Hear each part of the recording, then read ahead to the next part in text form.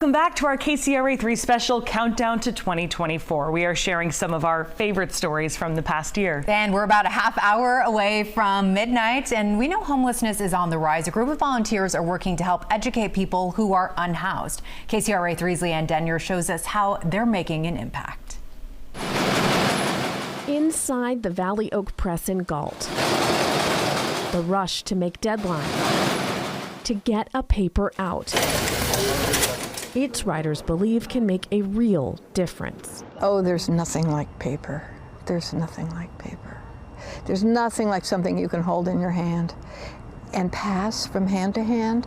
The Homeward Street Journal began circulating in the Sacramento area more than 25 years ago. Paula Lamazzi and Kathleen Williams lend their time as volunteer reporters, filling the pages with information. You have an article to write, and then I have to put it together. For people who are unhoused. It's for unhoused people and their supporters and the general community and and actually elected officials. Like the paper itself, the pair are focused on improving conditions for people living unhoused. The struggles and the wins, of this community and low-income community. And educating readers about housing challenges in the Sacramento area. There is always pressure for more fees and more rents. The paper includes resources, people to call, places to get help. It is also meant to be a way for people in need to make money. We have a vendor program where unhoused or formerly unhoused people can sell the paper on the streets. They ask for a $1 donation. The fee is kept by the person selling it.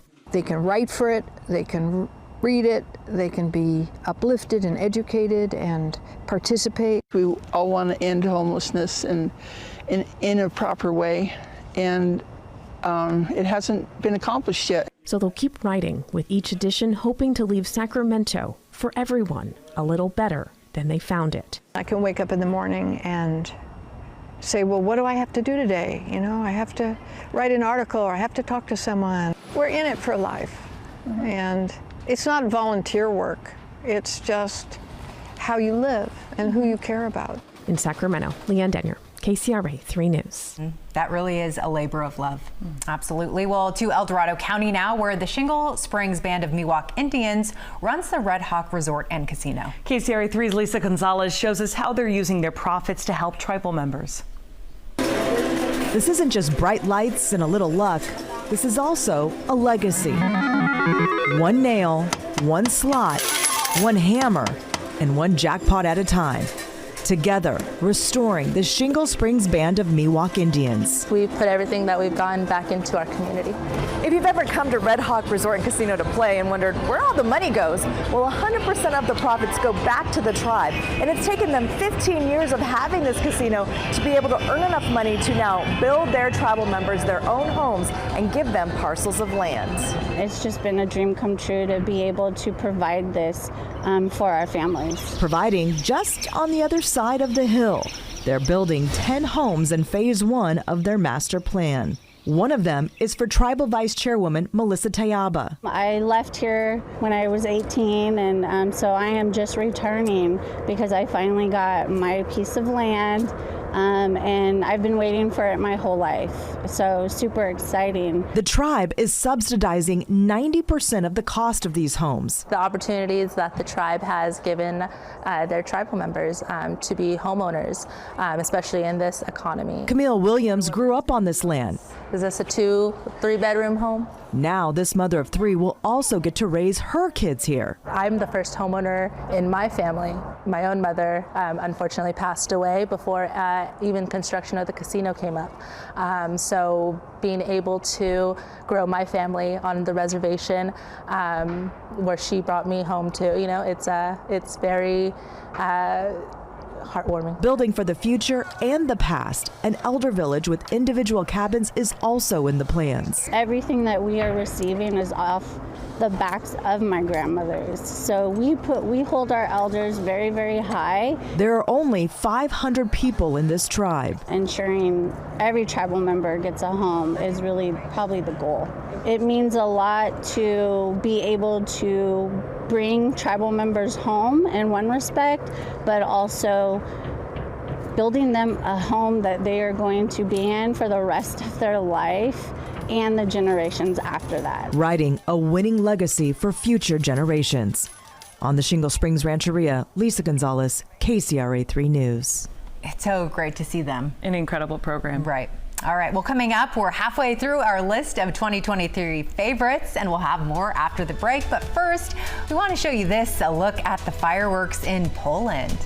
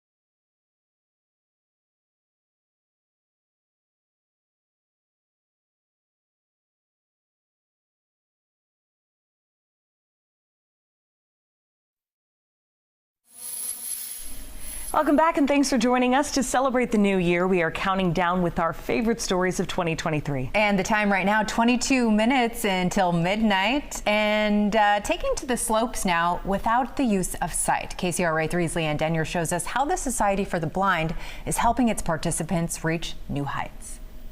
The pictures captured the joy. So people learn remarkably quickly, even with severe degrees of blindness, how to get down the mountain with proper instruction. A skier himself, Dr. Christian Serdal is an ophthalmologist with a love for skiing and for sharing it with others, including people with varying levels of vision loss. Generally, we have instructors who use sticks that the participant can hold on to, and the instructor will ski backwards while the participant's skiing down in front of them. Serdal partners with Sacramento-based nonprofit Society for the Blind for an annual ski trip. On the trip for a second time, Samantha Adams. I have retinitis pigmentosa. So at the age of 19, I was legally blind, which is anything less than 20 degrees peripherally. And by the time I was 40, it was pretty much nothing useful.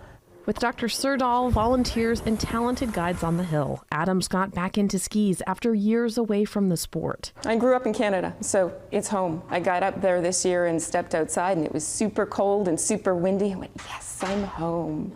For her, skiing brings together control, movement, independence, and a love of the outdoors. Only possible, she says, with trust in a guide. She skied beside, in front, it goes backwards down the hill, and she just says, and left and right, and hold it, go across and right, and come back. And that is what brings Serdal his own joy. It's not infrequently that you'll hear cheering and people laughing, and people are saying, that's great, and you'll see people fall down and then they'll get back up and they'll stick their arms up and they'll say, no, I can do this. Plans are already underway for next year's trip. But every time when we come back, we get people and we say, hey, would you do this again? They say, absolutely. In Sacramento, Leanne Denyer, KCRA 3 News. And we are 20 minutes away now. Other story tonight, a Sacramento woman is honoring her sister's legacy and love for literature with a bookstore and a special weekly book club. As KCRA 3's Danica Hill reports, the group is giving young girls confidence through reading and writing.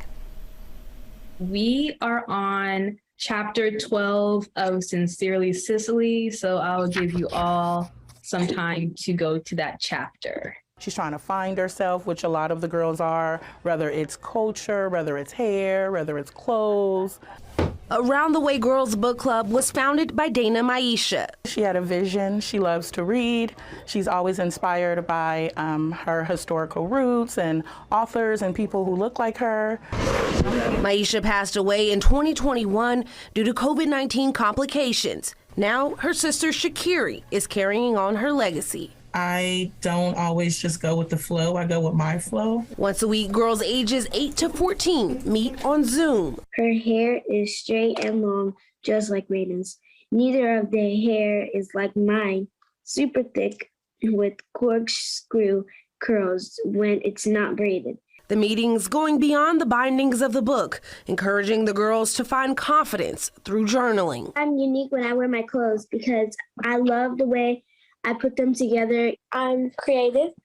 I'm pretty smart. I try my hardest on things. I'm proud of myself for being able to forgive myself about mistakes that I've made.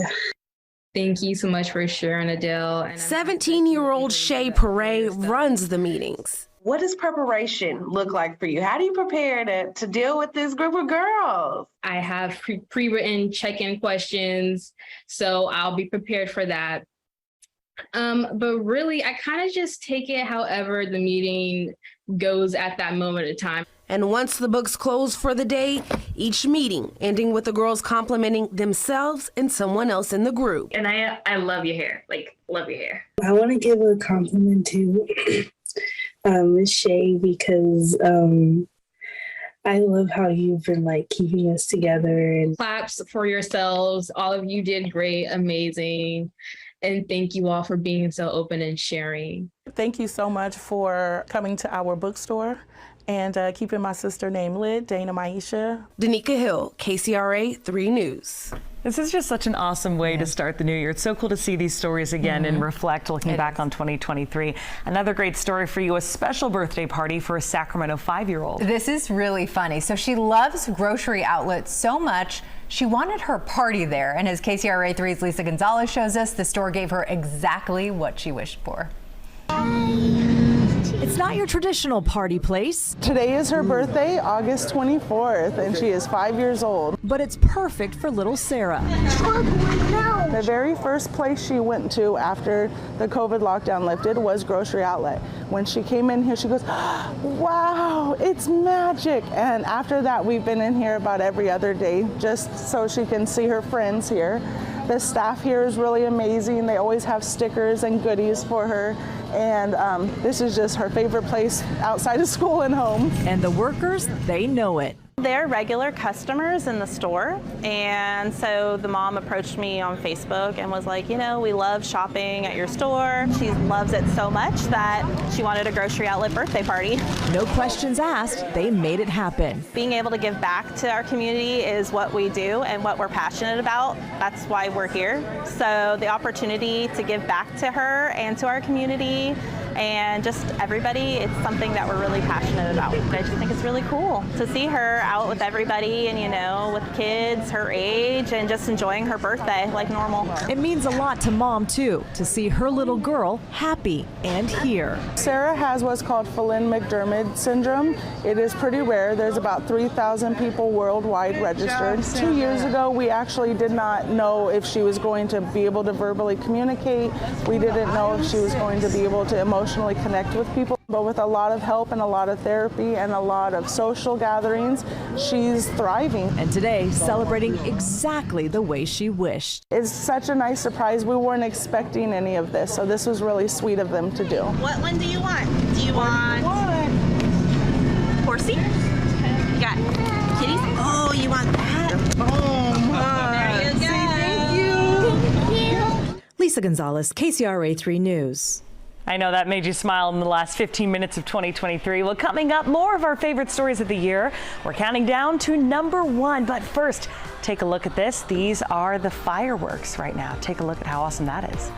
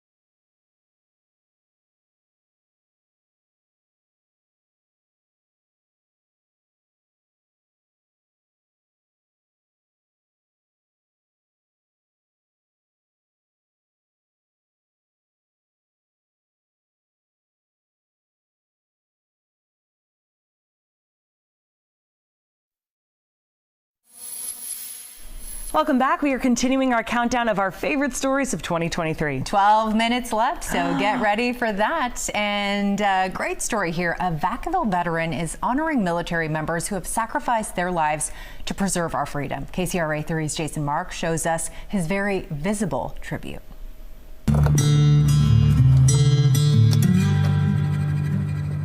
Just before sunrise, Vacaville's Mike Goebel begins his mission. You got to get up early in the morning to get before me. The retired Marine is no stranger to early morning strenuous workouts. Okay, let's go. This one, 450 feet. Straight uphill off a busy Interstate 80. Good thing you didn't bring the old guy. And at the top, a view that stretches as far as the eyes can see. It's gonna be a nice sunrise. This is Goebel's Haven. Pretty nice up here. One that he doesn't mind sharing. Haze or fog moving in here, huh? with the almost 200,000 cars and trucks that pass by daily. I thought once I put that flag on there, man, you can see this thing, you know? What do we got? Purple Heart, POW. This thing is more than just a thing. We never claimed to be pros at this. We just kind of do this part-time. It's a permanent reminder Got it? he planted for service members All right. and the sacrifices they make. I learned a lot about flying flags in 6 years, you know. It was 6 years ago, Memorial Day weekend, that I put this flagpole up.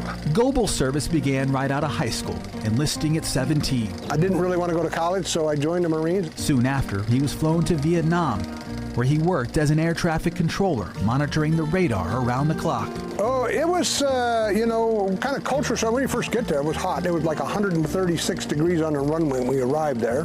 For us, we were on a hill east of Da Nang, out on this mountain range out there, and so we were out of range of everything. There was no really enemy activity out there at all. He was one of the lucky ones. We would go down to the beach, China Beach. There was a big PX down there. We would meet the grunts down there, and these guys were just beat up. Oh, you know, I felt so sorry for those guys. They were just filthy, tired looking, you know. These are like 17-year-old kids, look like they're 35. And he still sees their faces more than 50 years later. Everybody of my generation knows somebody that was killed in Vietnam. You know, I mean, there's 58,000 guys killed over there. Two of the nearly 60,000 were high school classmates. This is a Purple Heart flag for my friends that got wounded, didn't make it back. So that's why 6 years ago he drove in that first pole in honor of Corporal Richie Strail, killed in 1967. He then added another one for Captain John Curran, whose helicopter was shot down in 1971. You know, there's a song from Les Miserables. It's called Empty Chairs at Empty Tables. And there's a line in there that says, "Oh, my friends, forgive me that I live and you are gone.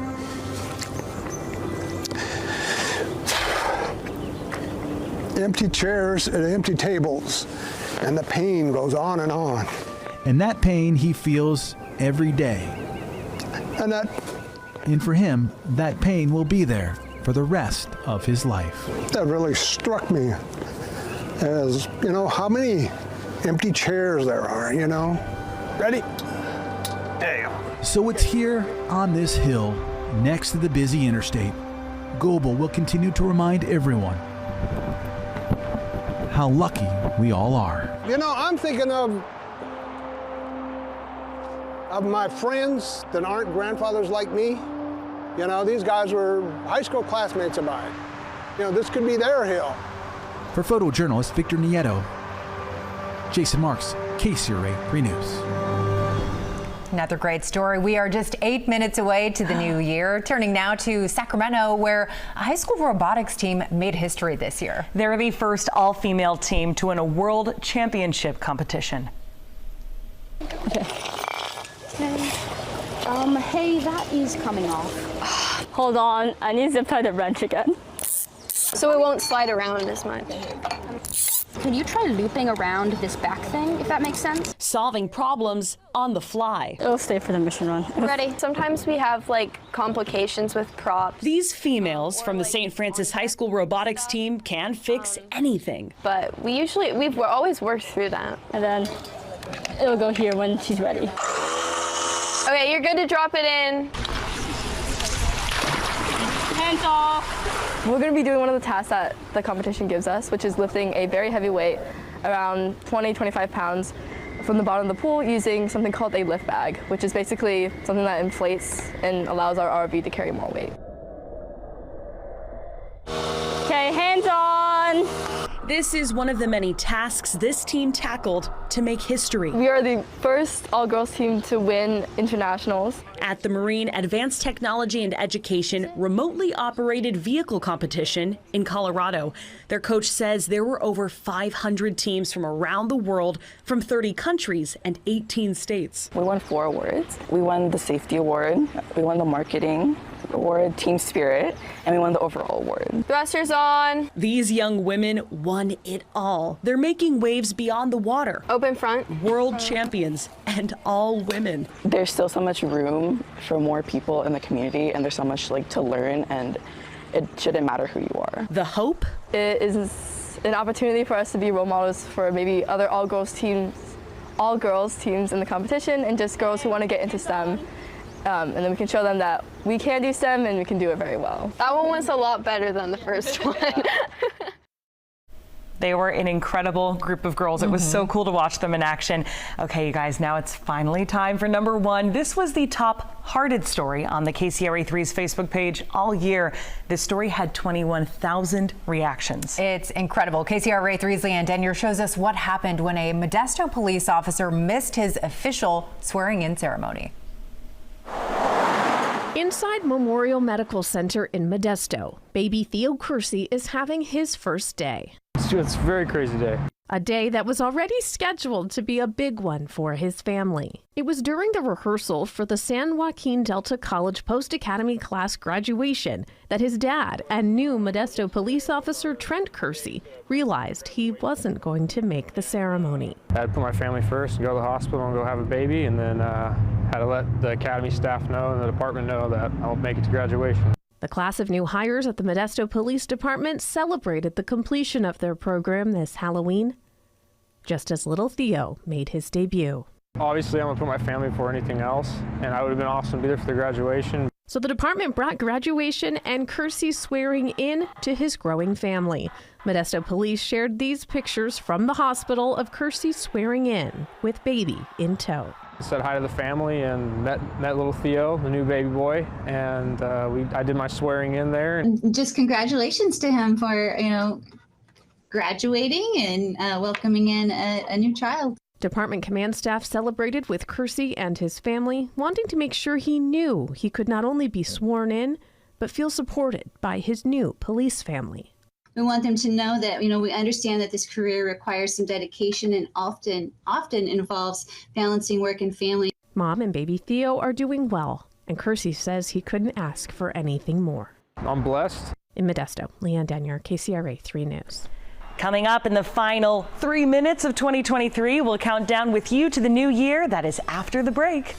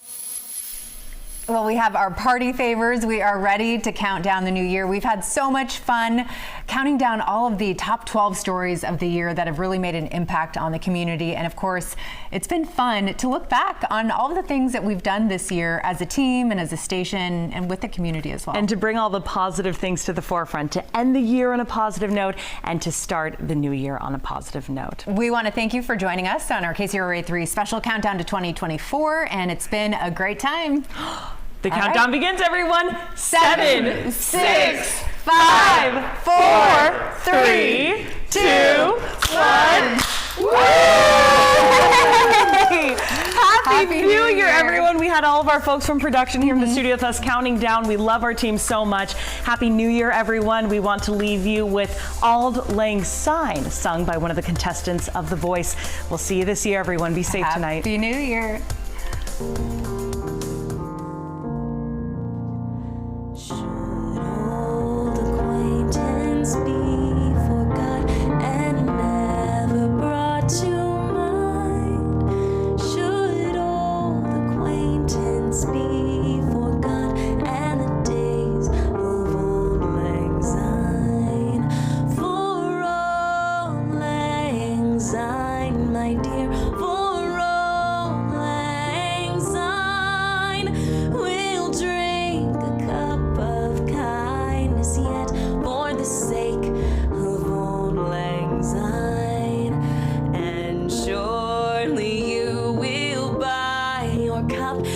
Surely I'll buy mine.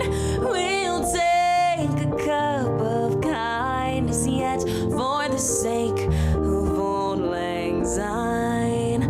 We too have paddled in the stream from morning sun till night. The seas between us, Lord, and swell since the days of Auld Lang Syne.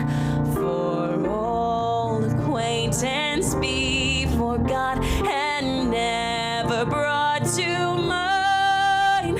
Should old acquaintance be forgot for the sake